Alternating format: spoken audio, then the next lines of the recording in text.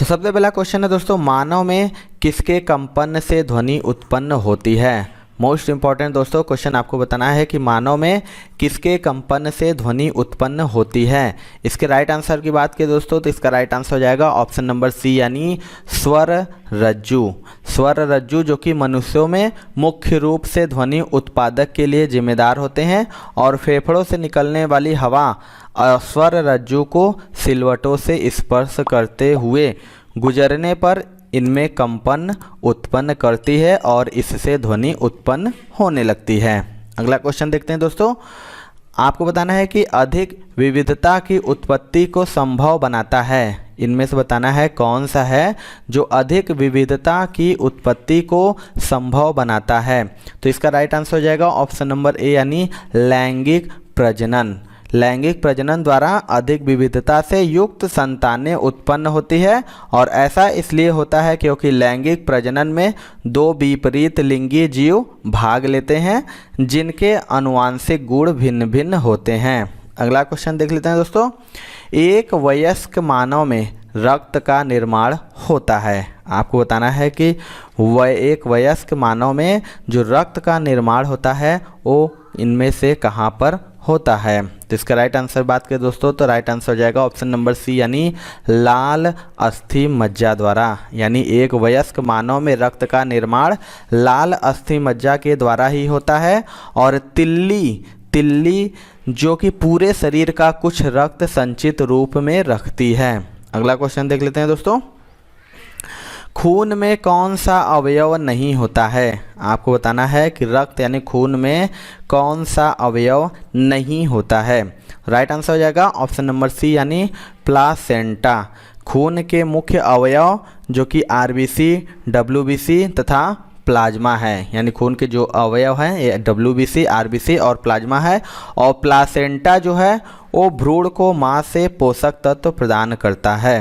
अगला क्वेश्चन देख लेते हैं दोस्तों, नाड़ी स्पंदन मात्रा मापन कौन सा है। चार ऑप्शन है, बताना है कि नाड़ी स्पंदन मात्रा मापन कौन सा है। इसका राइट आंसर हो जाएगा ऑप्शन नंबर ए यानी गति।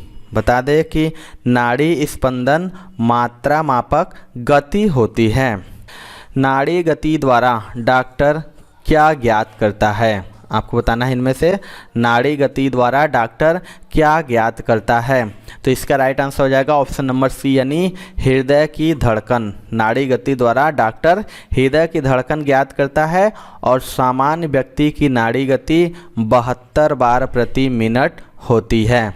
अगला क्वेश्चन देख लेते हैं दोस्तों, मानव रक्त का पीएच लगभग कितना होता है। मोस्ट इंपॉर्टेंट मैक्सिमम बार एक क्वेश्चन पूछता है दोस्तों, आपको बताना है कि जो मानव रक्त का पीएच होता है वो कितना होता है। तो इसका राइट आंसर हो जाएगा दोस्तों ऑप्शन नंबर बी यानी 7.5। आपको बता दें कि रक्त एक तरल संयोजी ऊतक है जिसमें तरल प्लाज्मा व ठोस रुधिर कणिकाएं पाई जाती है और एक स्वस्थ मनुष्य में 5 से 6 लीटर रक्त तक पाया जाता है और मानव शरीर में रक्त की मात्रा कुल शरीर भार का लगभग 7% होता है। अगला क्वेश्चन देख लेते हैं दोस्तों, मुख्य रूप से कौन सी रक्त वाहिकाएं हमारे शरीर के विभिन्न भागों से हृदय तक रक्त का वहन करती हैं। आपको बताना है इनमें से कौन सी रक्त वाहिकाएं हमारे शरीर के विभिन्न भागों से हृदय तक रक्त का वहन करती हैं। राइट आंसर हो जाएगा ऑप्शन नंबर ए यानी शिराएं। बता दें शिराएं यानी वेनस हमारे शरीर के विभिन्न भागों से हृदय तक रक्त का वहन करती हैं तथा धमनियां हृदय से शरीर के अन्य भागों में रक्त को पहुंचाती हैं। अगला क्वेश्चन देख लेते हैं दोस्तों, वयस्क मनुष्य के प्रति मिनट हृदय धड़कन की दर का सामान्य परास क्या है। आपको बताना है जो वयस्क मनुष्य का प्रति मिनट हृदय की धड़कन की दर का सामान्य परास इनमें से क्या है। तो इसका राइट आंसर हो जाएगा दोस्तों ऑप्शन नंबर बी यानी 60 से 80। बता दें कि वयस्क मनुष्य की प्रति मिनट हृदय धड़कन की दर नाड़ी की प्रति मिनट धड़कन के बराबर होती है और यह औसत रूप में 72 बार प्रति मिनट होती है। अगला क्वेश्चन देख लेते हैं दोस्तों।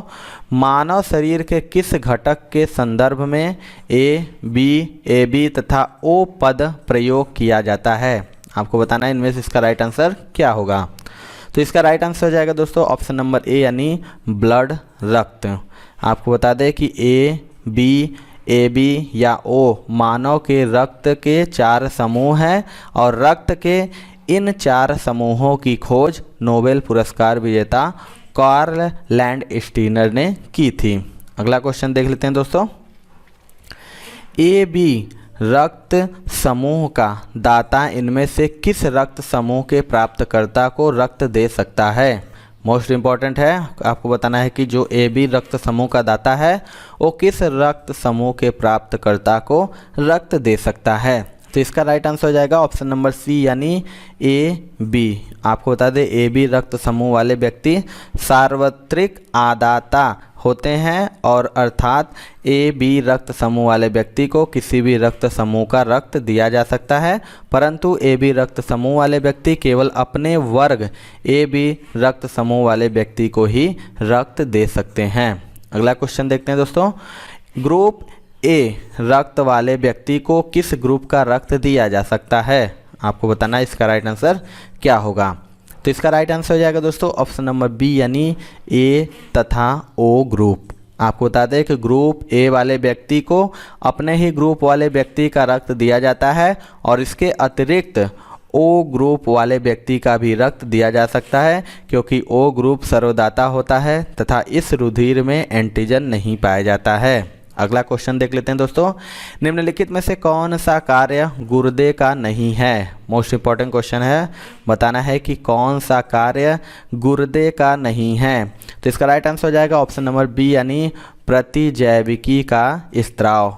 गुर्दे के कार्य की बात करें तो रक्तचाप का नियमन, मूत्र को बाहर निकलना और शरीर के तरलों की अम्लता का नियमन, अम्ल क्षार का नियमन करना है।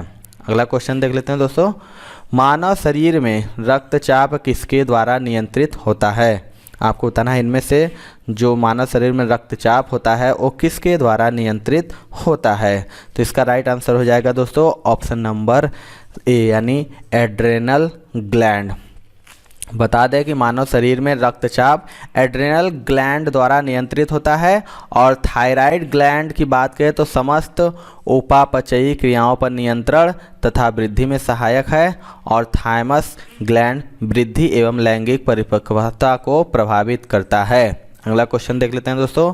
प्रतिजन एक पदार्थ है जो, आपको बताना इनमें से प्रतिजन एक पदार्थ है जो। तो इसका राइट आंसर हो जाएगा दोस्तों ऑप्शन नंबर डी यानी प्रतिरक्षा संवेग को प्रेरित करना। यह भी मोस्ट इंपॉर्टेंट क्वेश्चन है। आपको बता दें कि प्रतिजन यानी एंटीजन ग्लाइकोप्रोटीन होता है जो प्रतिरक्षा संवेग को प्रेरित करता है और यह सबसे पहले रोगाणुओं के प्रति प्रतिरोधक प्रदर्शित करता है। अगला क्वेश्चन देख लेते हैं। निम्नलिखित में से कौन सी स्थिति विलंबित रक्त स्कंदन की एक शर्त है? 4 ऑप्शन है, बताना इसका राइट आंसर क्या होगा। तो इसका राइट आंसर हो जाएगा दोस्तों ऑप्शन नंबर सी यानी हीमोफीलिया। आपको बता दें कि सामान्यतः एक व्यक्ति को चोट लगने पर औसतन 2 से 5 मिनट में रक्त का थक्का बनकर बहना बंद हो जाता है, किंतु हीमोफीलिया रोग से ग्रस्त व्यक्ति में रक्त का थक्का बहुत देर में बनता है। अगला क्वेश्चन देख लेते हैं। खाद्य पदार्थों को खराब होने से बचाने के लिए प्रयोग किया जाता है। बताना है कि जब खाद्य पदार्थ होते हैं उन्हें खराब होने से बचाने के लिए क्या प्रयोग किया जाता है। राइट आंसर हो जाएगा ऑप्शन नंबर डी यानी साइट्रिक एसिड। यानी खाद्य पदार्थों को खराब होने से बचाने के लिए साइट्रिक एसिड का प्रयोग किया जाता है और खाद्य पदार्थों के संरक्षण के लिए बेंजोइक अम्ल भी काम में लिया जाता है। अगला क्वेश्चन देखते हैं दोस्तों। रक्ताल्पता एक दशा है जो संबंधित है। मोस्ट इंपॉर्टेंट, मैक्सिमम बार रिपीट हुआ है क्वेश्चन दोस्तों। आपको बताना जो रक्ताल्पता यानी खून की कमी होता है वो एक दशा है, वो किससे संबंधित है। तो इसका राइट आंसर हो जाएगा दोस्तों ऑप्शन नंबर ए यानी निम्न हीमोग्लोबिन से। रक्ताल्पता या खून की कमी निम्न हीमोग्लोबिन की दशा को दर्शाती है और हीमोग्लोबिन रक्त में ऑक्सीजन का वाहक होता है। अगला क्वेश्चन देखते हैं, इंसुलिन पाई जाती है, आपको बताना है इनुलिन पाई जाती है किसमें। तो इसका राइट आंसर हो जाएगा दोस्तों ऑप्शन नंबर सी यानी डहेलिया के गांठदार मूलों में। इनुलिन जो कि डहेलिया के गांठदार मूलों में पाई जाती है और इसका प्रयोग कार्बोहाइड्रेट के स्रोत के रूप में किया जाता है। अगला क्वेश्चन देख लेते हैं दोस्तों, स्फेग्मोमैनोमीटर चिकित्सकीय उपकरण का प्रयोग किसके परीक्षण के लिए किया जाता है। मोस्ट इंपॉर्टेंट क्वेश्चन है, आपको बताना है जो स्फेग्मोमैनोमीटर होता है उसका प्रयोग किसके परीक्षण के लिए किया जाता है। मोस्ट इंपॉर्टेंट है, मैक्सिमम बार रिपीट हुआ है क्वेश्चन। तो इसका राइट आंसर हो जाएगा दोस्तों ऑप्शन नंबर डी यानी रक्तचाप। आपको बता दें स्फिग्मोमैनोमीटर यानी नाड़ी दाबतांत्रमापी उपकरण का उपयोग रक्तचाप को मापने में किया जाता है और बता दें कि स्वस्थ मनुष्य के रक्तचाप की माप 120 से 80 होती है। अगला क्वेश्चन देखते हैं दोस्तों, निम्नलिखित में से कौन शीत रक्त जानवर है। मोस्ट इम्पॉर्टेंट ये भी क्वेश्चन है, आपको बताना है इनमें से कौन शीत रक्त जानवर है। तो इसका जो राइट आंसर हो जाएगा ऑप्शन नंबर डी यानी उपर्युक्त सभी। आपको बता दें कि छिपकली, मेढक, मछली ये तीनों शीत रक्त पाया जाता है और शीत रक्त वह रक्त होता है जिसका तापमान परिस्थितियों के अनुसार बदला जा सकता है। अगला क्वेश्चन देख लेते हैं दोस्तों, मानव शरीर में कार्बोहाइड्रेट किस रूप में संग्रहित रहता है। 4 ऑप्शन है, बताना है कि मानव शरीर में कार्बोहाइड्रेट वो किस रूप में संग्रहित रहता है। तो इसका राइट आंसर हो जाएगा दोस्तों ऑप्शन नंबर डी यानी ग्लाइकोजन। मानव शरीर में जो कार्बोहाइड्रेट ग्लाइकोजन के रूप में संग्रहित रहता है और आपको बता दें ग्लाइकोजन के रूप में यकृत 35% तथा पेशियों 65% में कार्बोहाइड्रेट संग्रहित रहता है। अगला क्वेश्चन देख लेते हैं दोस्तों, अवशोषित भोज्य पदार्थ के प्रोटोप्लाज्म में बदलने की प्रक्रिया कहलाती है। आपको बताना है कि अवशोषित भोज्य पदार्थ के प्रोटोप्लाज्म में बदलने की प्रक्रिया क्या कहलाती है। तो इसका राइट आंसर हो जाएगा ऑप्शन नंबर ए यानी एसिमिलेशन। अवशोषित भोज्य पदार्थ के प्रोटोप्लाज्म में बदलने की जो प्रक्रिया होती है वो एसिमिलेशन यानी स्वांगीकरण कहलाती है। अगला क्वेश्चन देखते हैं दोस्तों, शर्करा को यकृत में बदल देती है। आपको बताना है शर्करा यकृत बदल देती है शर्करा को किन में। तो इसका राइट आंसर जो हो जाएगा दोस्तों ऑप्शन नंबर सी हो जाएगा ग्लाइकोजन में। आपको बता दें जो शर्करा को यकृत ग्लाइकोजन में बदल देती है जिसे ग्लाइकोजेनिसेस कहते हैं। अगला क्वेश्चन देख लेते हैं दोस्तों, ग्लूकोज की आवश्यकता होने पर कौन सा अंग संचित ग्लाइकोजन को खंडित कर ग्लूकोज में परिवर्तित करता है। 4 ऑप्शन है, बताना है इसका राइट आंसर क्या होगा। तो इसका राइट आंसर हो जाएगा दोस्तों ऑप्शन नंबर ए यानी लीवर यकृत। आपको बता दें कि लीवर रक्त के ग्लूकोज वाले भाग को ग्लाइकोजन में परिवर्तित कर देता है जो संचित पोषण तत्वों के रूप में यकृत कोशिका में संचित हो जाता है। तो ये थी दोस्तों आज की वीडियो। आपको वीडियो कैसा लगा कमेंट सेक्शन में जरूर बताइएगा। वीडियो पसंद आया दोस्तों तो एक लाइक जरूर करिएगा और चैनल पे हमारे नए हैं तो चैनल को जरूर सब्सक्राइब करके बेल आइकन दबा लीजिएगा क्योंकि हम लगातार ग्रुप डी एग्जाम की तैयारी करा रहे हैं। तो मिलते हैं दोस्तों अपने अगले वीडियो में, तब तक के लिए जय हिंद जय भारत।